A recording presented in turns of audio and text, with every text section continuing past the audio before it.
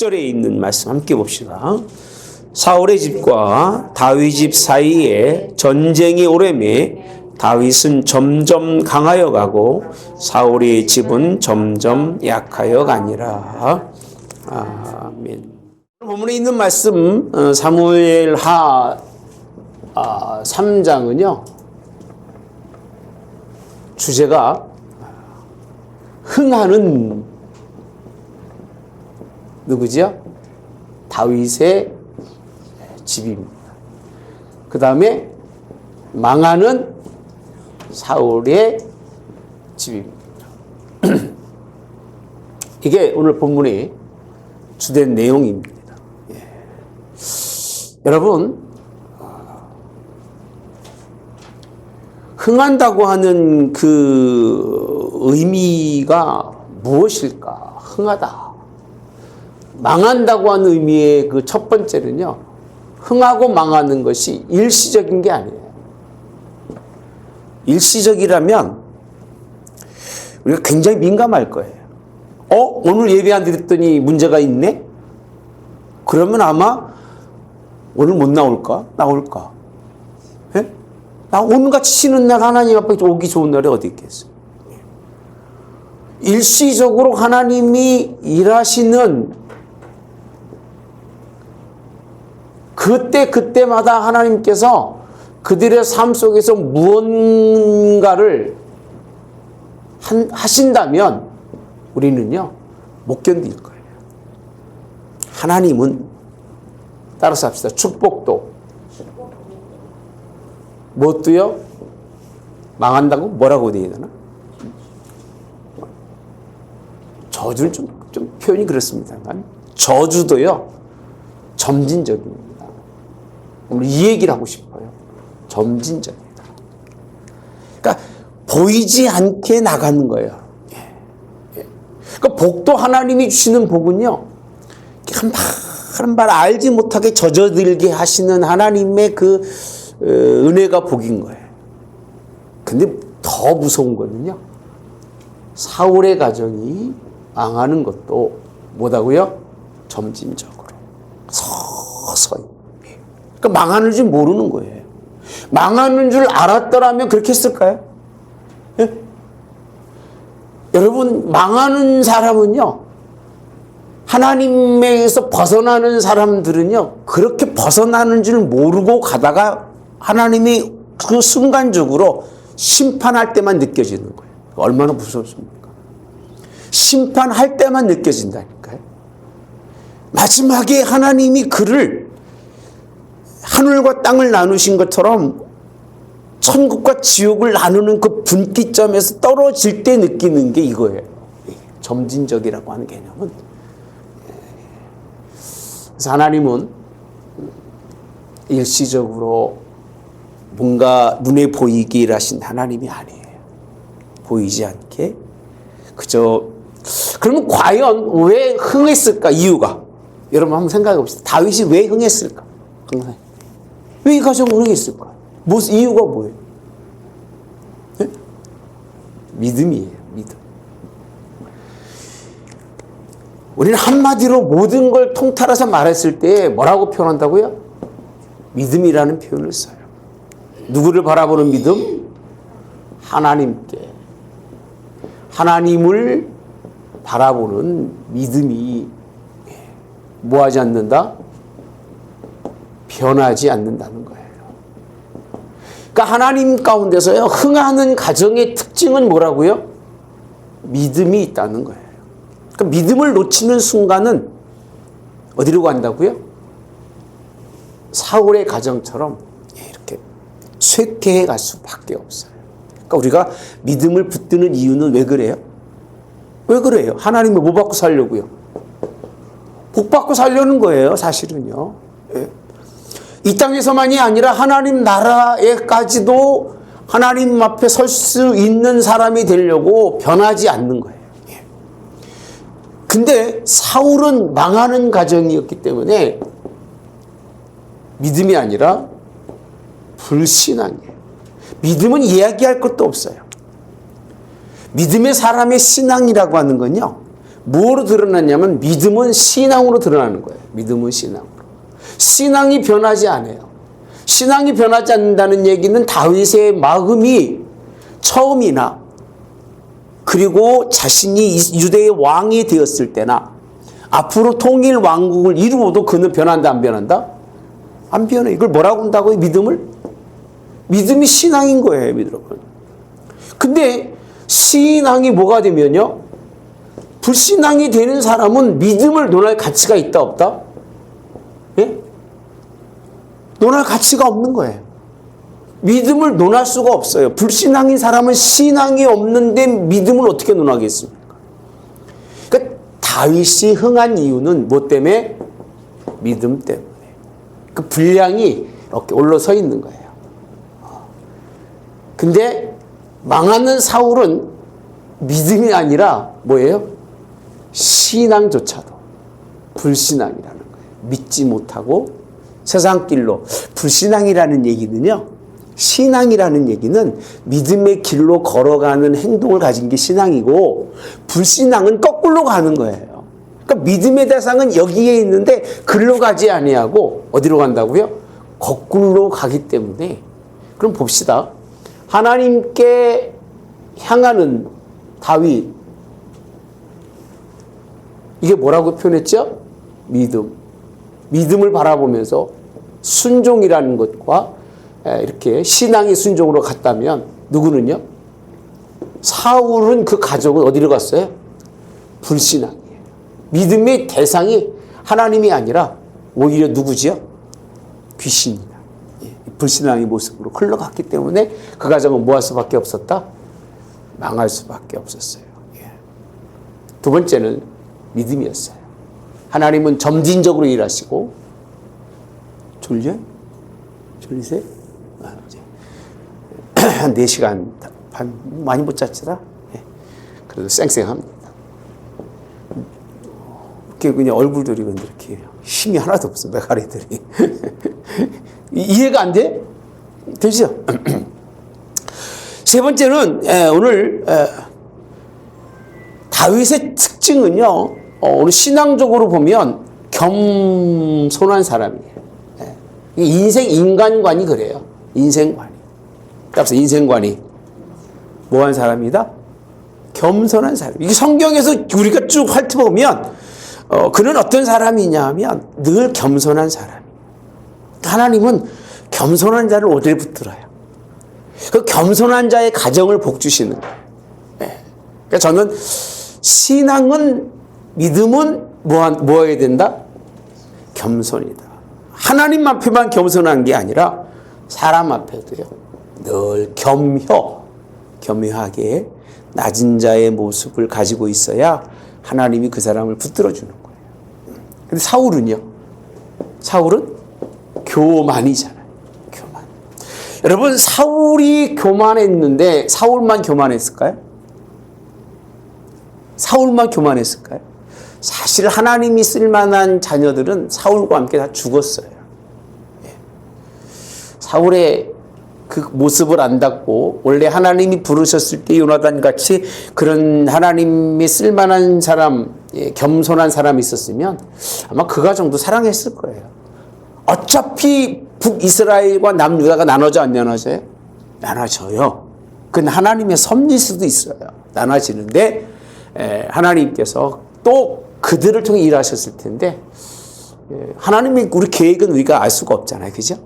그 계획은 어쨌든 간에 이게 차이입니다. 겸손과 교만. 흥하늘 가정이 되기 위해서는요, 집이 되기 위해서는요, 믿음이 있어야 돼요. 두 번째는 어떻게 된다? 겸손해야 돼요. 늘 겸손해서 작은 자가 되고 낮은 자가 되지 않으면 안 됩니다. 자, 사울과 다윗을 마지막으로 이제 앞으로 비교할 일도 없어요. 왜? 사울은 죽었으니까. 사울의 집은 뭐 했으니까? 망한 가정은요, 돌아볼 필요가 있다, 없다? 예? 그냥, 우리가 신앙적으로, 야, 이런 사람이 있다라고 비유할 때나 쓰는 거지, 뭐 굳이 말할 필요가 있어요, 없어요? 말 필요가 없지. 그럼 우리가 생각해 볼 때에 사울의 집이 망한 이유가 또 뭐가 있었을까? 사울은요, 이 가정은요, 복수에 차여 있어요. 복수. 복수가 뭐죠? 원수 갚는 거예요. 원수 갚는 거. 그러니까 이 사울의 가정의 그 계보적으로 보면 욕심이 많아요. 욕심. 욕심이 많고 그 욕심을 이루지 못할 때마다 복수심이 가득한, 뭐 이게 응어리져 있는 거죠. 이렇게 하나님이 우리를 초대 왕으로 삼았는데 막 그런 어떤 그 월등감, 우월감, 열등감이 아니라 우월감. 그런데 이게 그것이 다윗의 집에 넘어가면서 사울의 가정이 하나님 앞에 이거를 믿음으로 받아들이고 있어요? 전혀 안 받아들이고 있어요. 다윗은 특징이 있어요. 그는 복수하고 원수 갚는 게 아니라 뭐 있어요? 예? 뭐라고 설명하면 좋을까? 용서해요. 용서하고 뭐 한다? 사랑하는. 용서와 사랑의 사람. 이게 신앙의 모습이 돼야 돼요, 우리는요. 이게. 그래야 뭐 한다고요? 그래야 흥하는 가정이 되는 거예요. 흥하다는 게 뭐예요? 번성한다는 거예요. 흥하다는 거는요, 확장된다는 거예요. 하나님이 이런 가정을 흥하게 하시고 하나님은 이런 가정을 뭐하게 하신다? 번성하게 하시는 그분이 우리 하나님입니다. 한쪽은 점진적으로 망해가고 한쪽은 점진적으로 흥하는, 이걸 또 얘기하면 쇠퇴라고 표현하죠. 다 커서 더 클 데가 없어요. 그러니까 이제 서서히 뭐예요? 죽어가는 거예요. 그러니까 사울의 가정은요, 불러서 쫙 올라갔다가 어떻게 떨어져요? 쫙 떨어져요. 어디까지 떨어져요? 끝이 없어요. 나락이 끝이 없이 떨어져요. 참, 이 망한다는 얘기는요, 미래가 없는 거예요. 미래가 없다는 얘기는 자손들이 쓸모 있는 사람이 없어요. 마지막 누구만 남죠? 무비보셋만 하나. 겨우 하나님이 그 불렀던 때를 생각해서, 무비보셋은 참 요나단을 닮아서 그래도 하나님이 참 사랑하는 사람 같아요. 그죠? 예. 이런 역사가 있기를 참 안타깝습니다. 우리 흥하는 가정 되시기 바랍니다. 올해는 하나님이 지경을 확장시켜 주시고 넓게 해주시고 새롭게 하시고 우리의 삶에 복 주시는 일이 넘쳐나기를 주님의 원합니다. 이 흥하는 가정은 이제 우리 입장에서는 사울과 비교했습니다마는 이제 하나님의 입장에서 본다면 흥하는 가정, 이제 사울을 잊어버립시다. 이따 또 나오네. 흥하는 가정에 하나님의 계획이 뭘까요? 계획이 있을까 없을까요?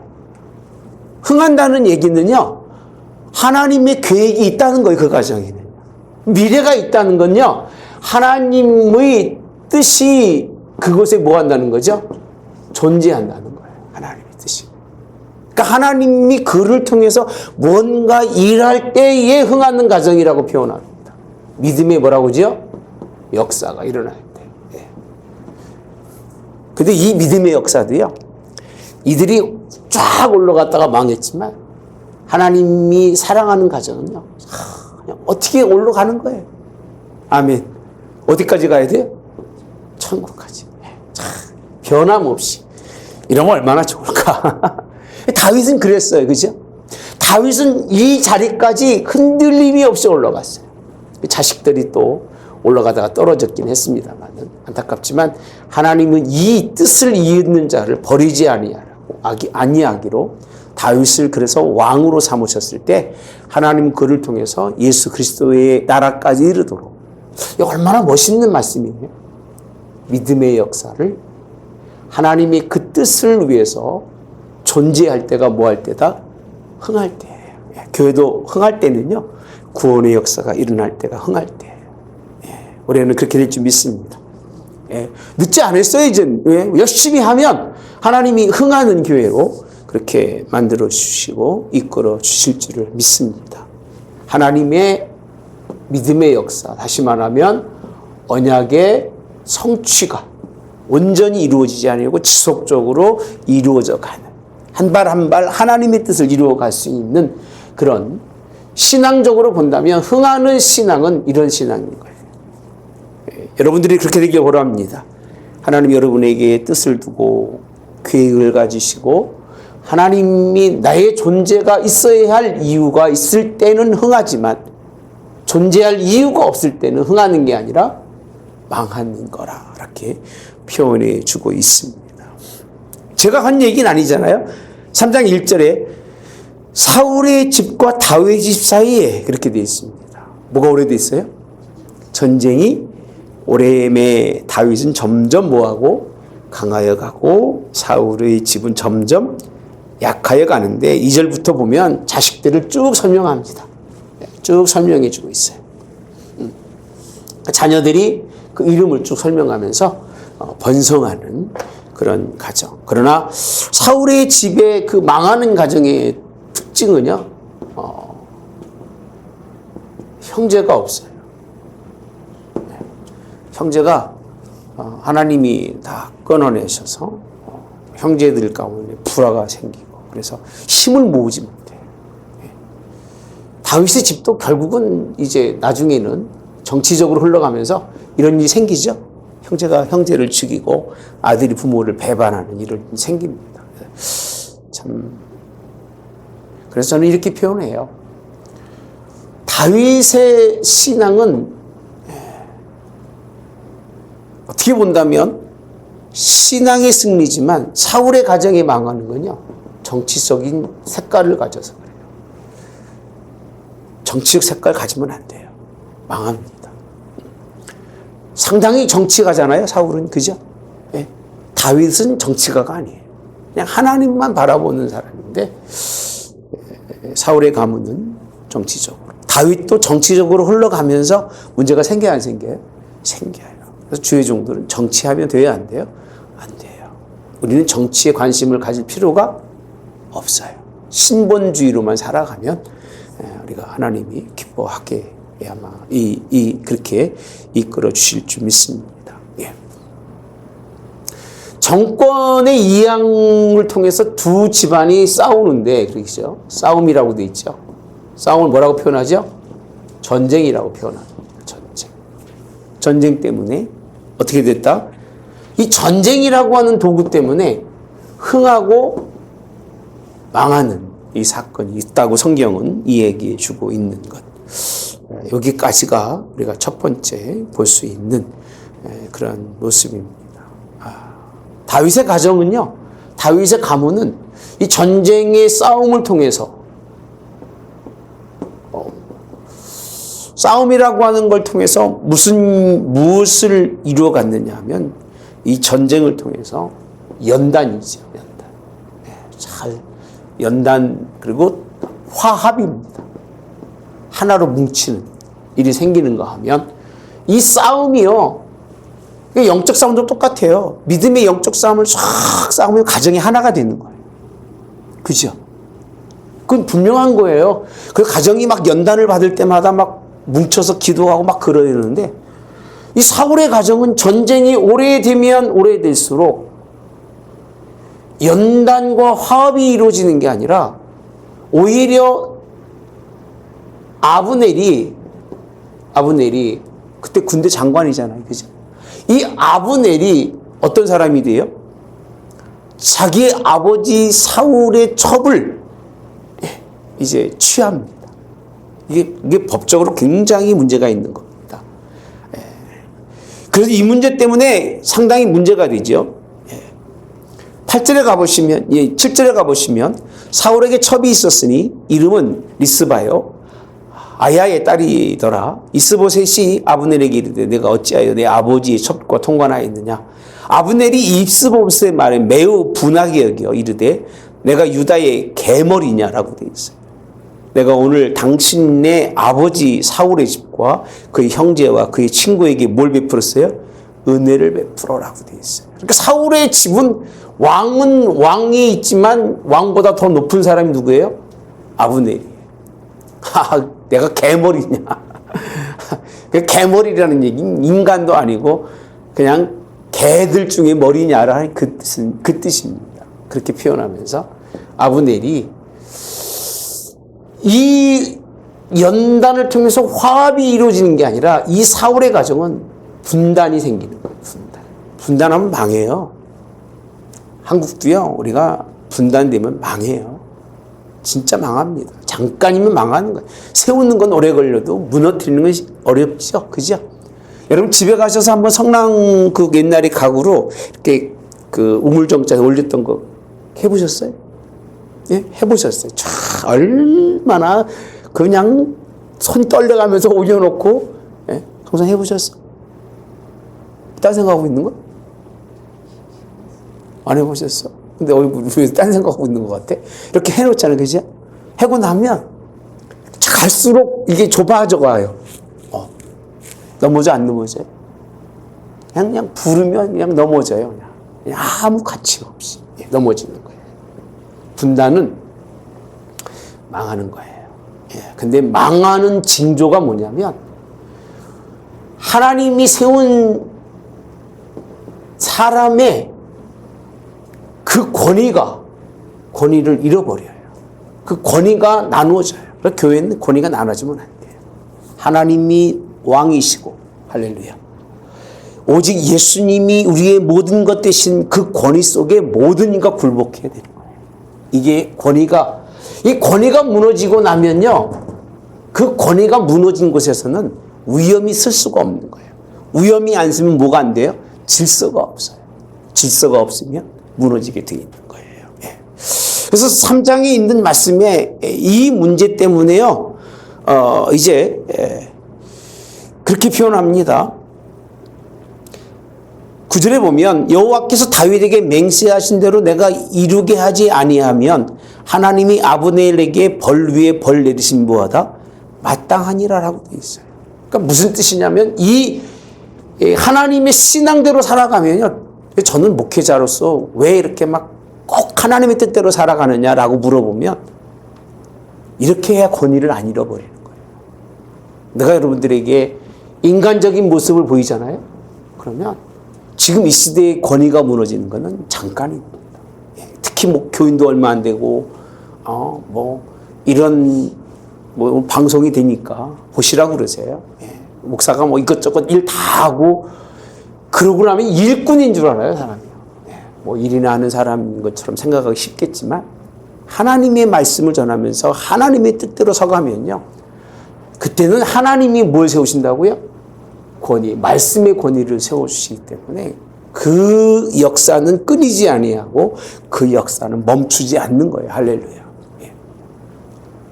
아멘.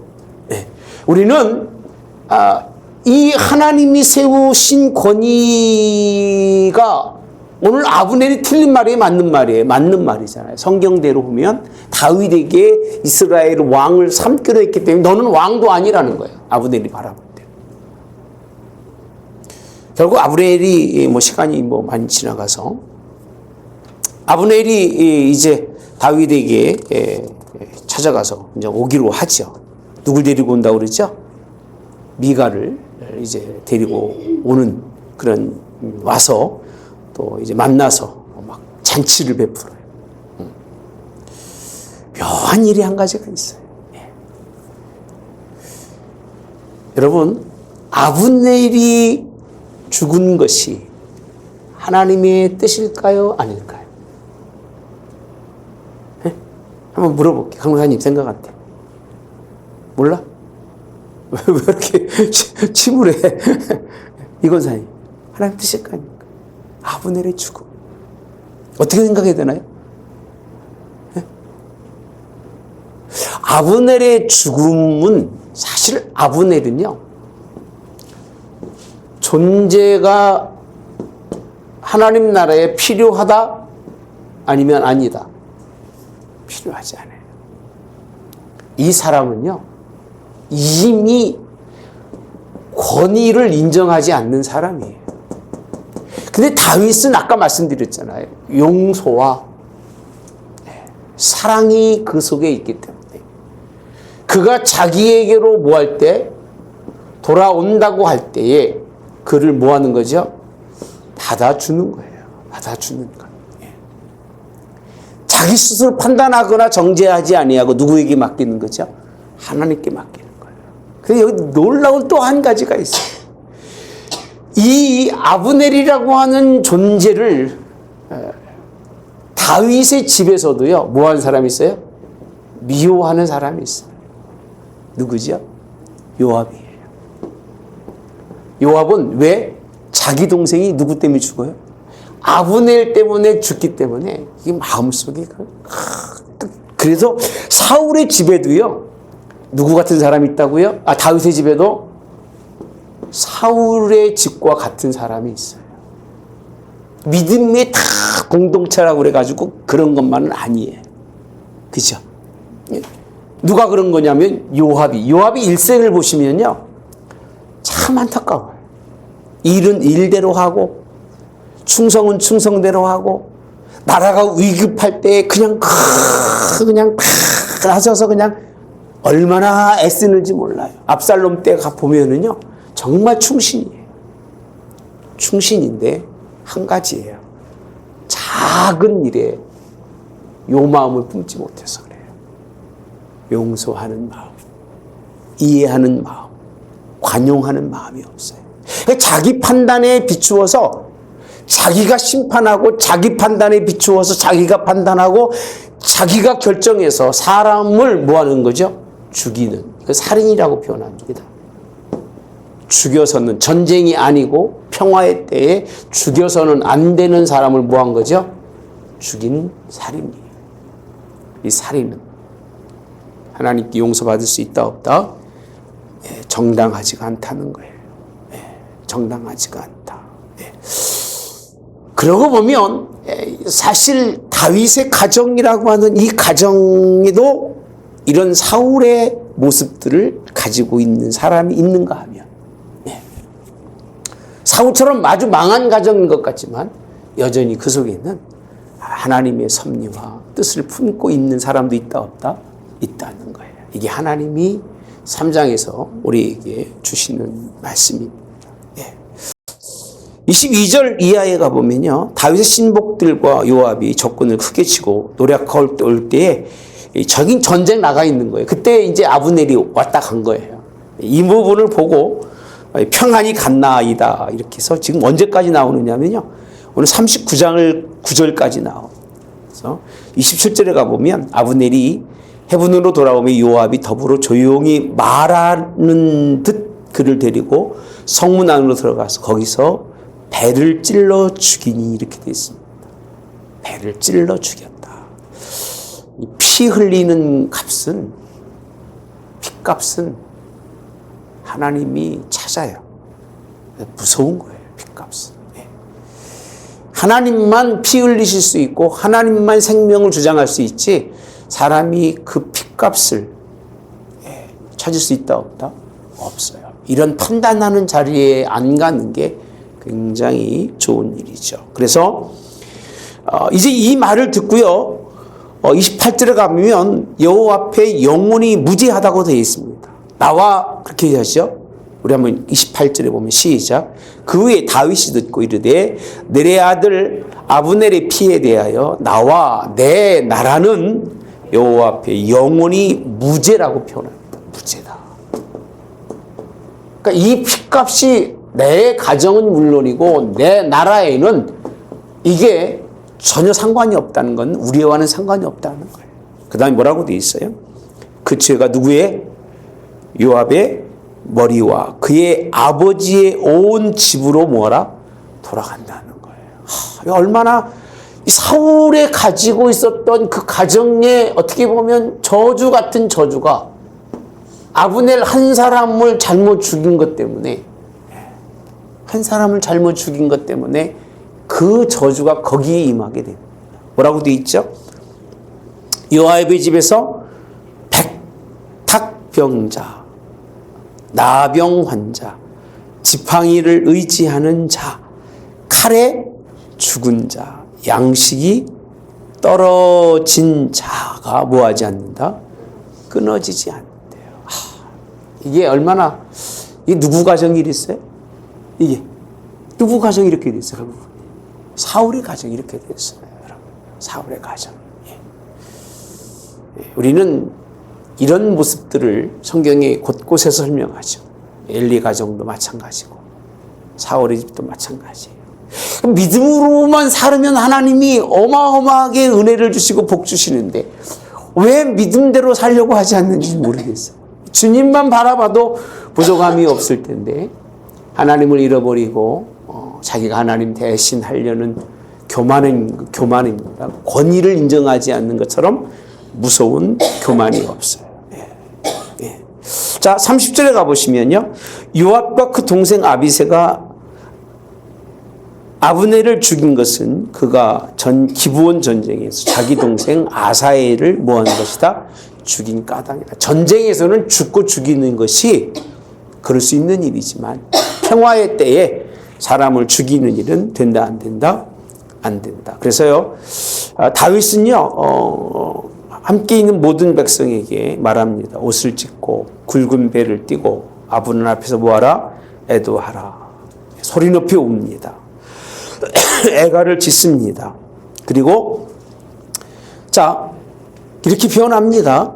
35절에 석양에 뭇 백성이 나와 다윗에게 음식을 권하니 다윗이 맹세에 이르되 만일 내가 해지기 전에 떡이나 다른 모든 것을 맛보면 하나님이 내게 뭘 위해 벌 위에 벌 내리심이 마땅하니라 하며 이렇게 됐습니다. 그래서 백성들이 아브넬을 죽인 것이 다윗이 아닌 것으로 이제는 알고요.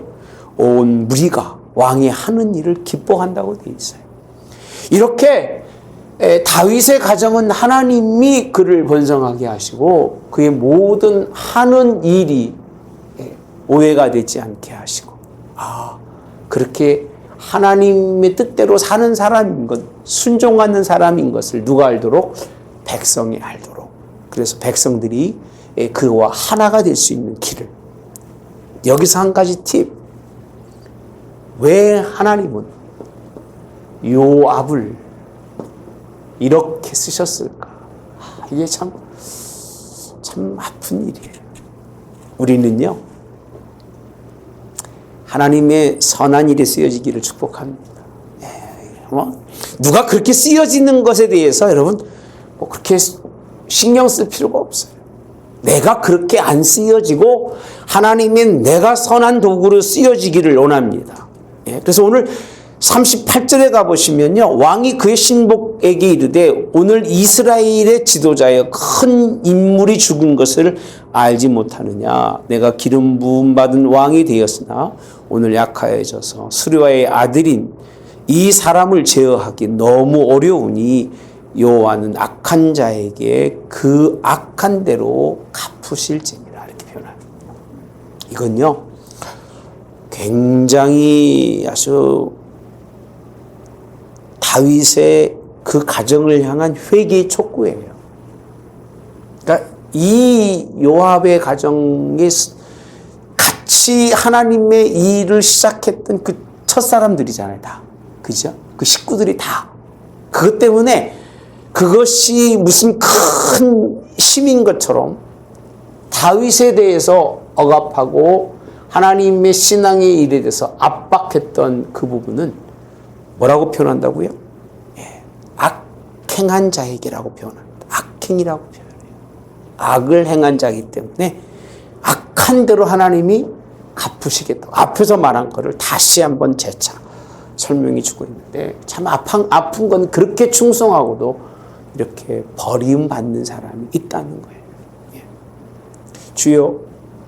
주여 한다고 다 아버지 집에 가는 건 아니잖아요. 귀신을 쫓아내고 병든 자를 치고 내가 하나님이 열심히 살았다고 해도 도무지 알지 못하겠노라. 내게서 떠나가라. 나는 너와 상관이 없다고 하신 그런 사람들을 찾아볼 수 있죠. 요압 같은 사람들이 누가 생각나요? 요압 같은 사람 누가 있을까? 유다죠. 참 이 가룟 유다는요. 정말 하나님의 그 모든 그 어려운 일은 다 하잖아요. 힘든 일은 다 하잖아요. 왜? 재물을 맡아 있기 때문에 사서 가난한 사람 나눠주고 이 모든 일을 다 하는 사람이지만 참 안타깝게 또 누가 있어요? 신약에 가보면 사도 바울이요. 그렇게 떠났던 사람들을 이름들을 기록하고 있는 부분들이 있어요. 잘 생각이 안 납니다만 특히 이 갈라디아 교회 같은 경우는 후반부에 가서 거의 다 어리석은 사람들이 그냥 돼버리고 말아요. 교회 자체가 통째로. 두사는과 같은 교회도 전혀 하나님의 뜻과는 다른 길을 걸어가는 이단의 종말에 빠져가지고 하나님을 역행하는 이런 것으로 흘러가고 말아요. 앞으로 요압은 계속 나오죠. 그죠? 나옵니다. 좋은 점도 많아요. 근데 이 시발점, 자기 동생에 대한 원한을 갚는 것 때문에 그 첫 단추가 아주 하나님이 기뻐하는 사람이 아닌. 그래도 하나님을 떠나지 않고 있지만 마지막에 누구 때문에 누구로 죽지요? 솔로몬에 의해서 이제 어디서 죽어요? 제단에서 이제 죽습니다. 너무 불의하게. 이 권력과 권위를 누리려고 하는 사람은 그 큰 권위 속에서 죽을 수밖에 없어요. 하나님의 권위 속에서. 그래서 참 안타깝다. 저는 우리 믿음의 가정들은 이렇게 되지 말아라. 신명기에 가보면 피해 보순 자는 살 길이 있어요? 없어요? 없어요. 반드시 죽이게 돼 있어요. 그러니까 무고하게 사람을 죽였을 때는 사람이 못 살아요? 살려요. 문제가 없이 죽였을 때는, 그러니까 의도적이지 않게 죽였을 때 하나님 살게 하시려고 뭘 만들어 놓으세요? 도피성을 만들어 놓으시잖아요. 그러니까 살기 원하는 하나님인데 이렇게 이유 없이 무슨 자기 뜻대로 사람을 죽인 누구는요? 요압은 죄인으로 그렇게 하나님이 여깁니다. 비의 보스라도 헤브론 도생에서는 하나님의 피를 흘릴 수가 없기 때문에 어떤 핑계로 그랬어도 그 핑계일 뿐이지 그 값은 치를 수밖에 없다는 것. 우리는 이 모습을 보면서 믿음의 역사 속에서도 여전히 다른 그 모습을 볼 수 있다는 거예요. 다른 모습. 악에 쓰여지는 모습을 볼 수 있다는 거예요. 우리는 끝까지 흥하는 자가 됩시다. 할렐루야. 누구처럼요? 다윗처럼. 다윗은 굴곡은 있었지만 그래도 그때마다 하나님께 회개하고요. 돌이키는 사람이 다윗이에요. 근데 이 누구는요? 사울의 가정이나 요압의 가정은 돌이킴이 없어요. 결국 뭐 할 수밖에 없어요? 망할 수밖에 없는. 망한다는 얘기를 그만하면 좋은데 망했으니까 우리가 망하는 것도 하나의 모범으로 모델로 보여주시잖아요. 그러니까 우리 가정은 흥하는 것으로 비춰져야지 이렇게 비춰져서는 된다 안 된다? 안 된다는 것. 비열하게 자기 힘으로 안 되니까 다윗이 그러잖아요. 너는 칼을 갖고 있지 않냐? 근데 왜 그렇게 요압에게 네 능력이 있음에도 불구하고 거기 쫓아가서 어리석은 죽음을 당하느냐? 그래서 아브넬도 어떤 사람으로 얘기하느냐면요. 사실은 어리석은 자라고 표현하죠. 요압은 불의한 자고 불의한 자에게 왜 그거를 간파하지 못하고 죽느냐라고 하는 미련한 자의 죽음 같다라고 그렇게 표현하고 있습니다. 우리 하나님의 은혜 가운데 승리하는 우리 삶, 올해는 이 본문의 말씀을 통해서 참 흥하는 가정이 되시기를 축복합니다. 흥하는 가정의 모습들을 한 번씩 기억해 보시면서 믿음의 길을 걸으시고 늘 겸손하시기를 축복합니다. 그리고 더 나아가서 이제 용서와 이해와 관용의 모습들을 잘 우리 자녀들이 본받아서 십자가의 하나님의 그런 이해 용서 관용으로 우리를 살게 하신 것처럼 그 길로 우리도 승리할 수 있는 점진적 승리하는 그런 믿음의 가정 꼭 되시기를 예수님의 이름으로 축복합니다. 좋으신 하나님, 사울의 집에 참 잘 시작했지만 결국은 끝 마무리가 다윗의 집과는 달리 흥했던 그런 믿음의 가정과는 달리 망해가는 모습을 우리에게 점점 세약해가며 전쟁 때문에 결국은 이겨내지 못하고 무너진 가정으로 설명하지만 그렇지 않습니다. 그들에게는 믿음도 찾을 수 없었고 신앙도 없었던 그 모습 때문에 하나님이 그들과 함께하지 않으셨지만 다윗은 언제 어디서든지 간에 믿음이 흔들리지 아니하고 하나님께 순종하며 그 길을 걸어갔을 때에 그를 승리자라고 말씀하십니다. 점진적으로 한 발 한 발 그를 하나님이 견고하게 하시고 그를 통해 하나님 나라를 완전하게 세우신 하나님의 그 모습을 보며 올해도 하나님 이제 첫날입니다. 한 발 한 발 하나님 견고하게 하나님께 나아가는 믿음의 가정들 되도록 그래서 좀 승리해서 마지막 때에 그리고 마지막 또 내년이 이맘때에 하나님께 영광 돌릴 수 있는 축복의 가정들 되도록 주님 인도하시며 함께하여 주시옵소서. 그렇게 역사할 줄 믿습니다. 하나님 그렇게 일하실 줄 믿습니다. 하나님 그렇게 시작해 주시며 그 열매들을 우리가 다 딸 수 있도록 하나님 함께하여 주시옵소서. 예수님의 이름으로 기도하옵나이다. 아멘.